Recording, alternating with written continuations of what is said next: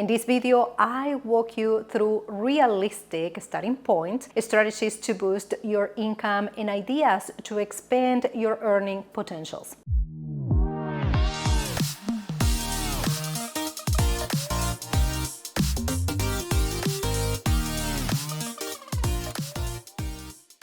How much can you earn as a general VA, real estate virtual assistant, or transaction coordinator? Today, I am answering one of the most frequently asked questions: how to set up rate and how much money can you make as a general virtual assistant, real estate transaction coordinator, or real estate virtual assistant. It doesn't matter, niche or not niche, you're going to leave with answers. And I know you want a clear-cut, black and white type of answer, but here's the thing. There isn't a one-size-fits-all figure. And that is actually great news.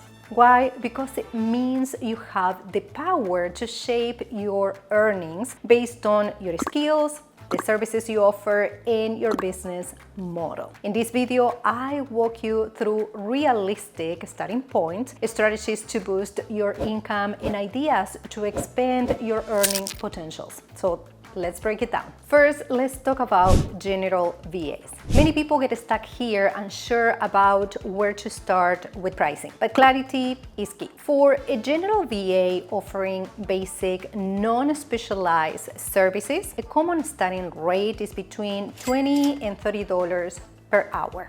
Personally, I recommend starting closer to $30. And here's why.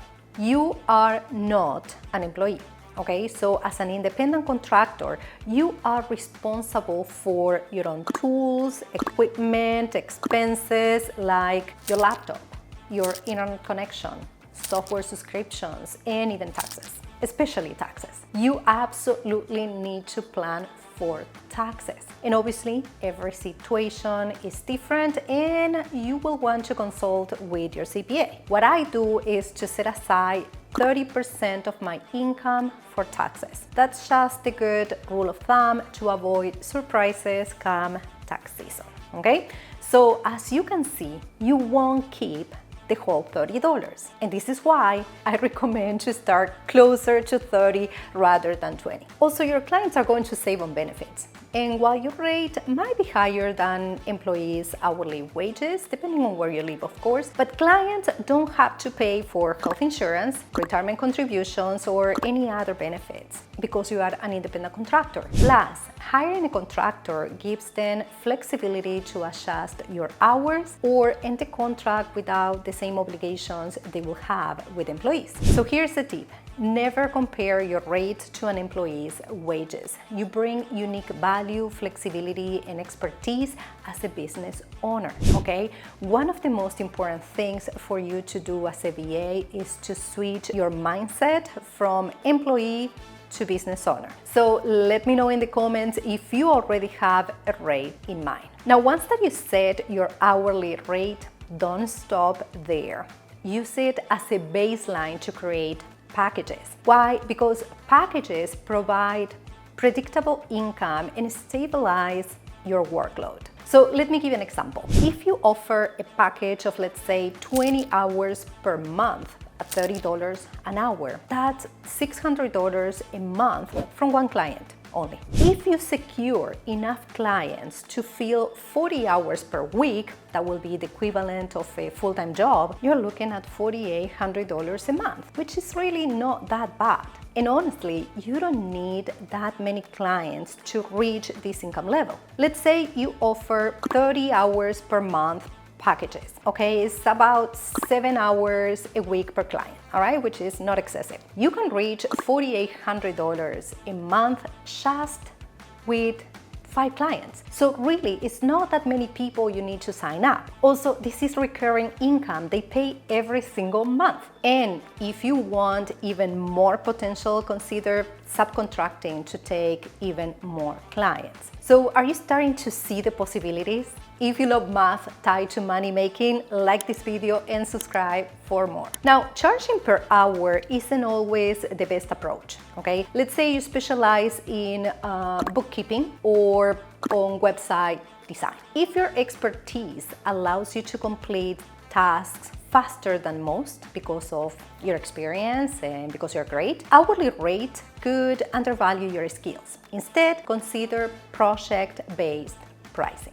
Let me give you an example. A website that takes you 5 hours to build because you are a pro couldn't be priced at $30 an hour. You need to charge a flat fee that reflects the value of the final product, not just the time spent. For example, when I do bookkeeping cleanup services, I don't charge per hour. I focus on the benefit this provides, like saving business owners money and headaches during the tax season.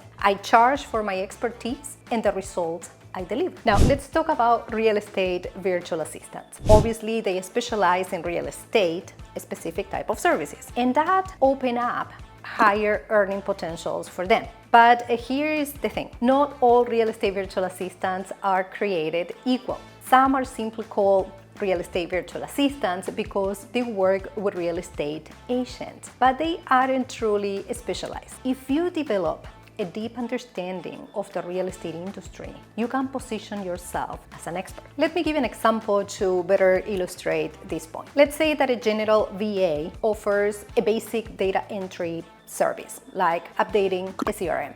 But if you understand real estate, you will know the agent's database is their gold mine. However, maintaining it is tough for many reasons. Maybe the real estate agent is not tech savvy, or maybe they switch brokerages and they have a new CRM that they don't understand, or maybe they just don't have the time. So instead of offering data entry, you could offer something more specific, like manage and optimize a CRM, schedule follow-ups, organize clients' data, and set up automated campaigns for purchase anniversaries, birthdays, and mortgage milestones. You see the difference? Data entry versus a highly tailored solution that solves a specific problem for a specific type of client.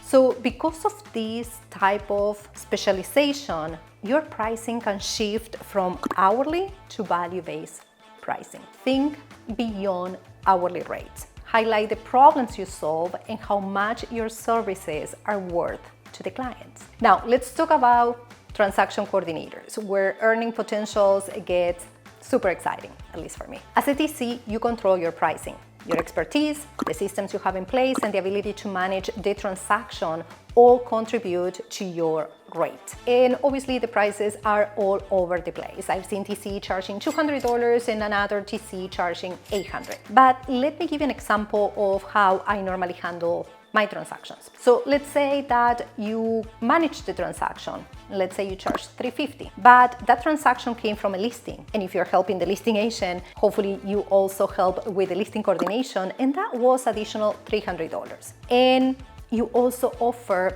a post-closing concierge service for $100.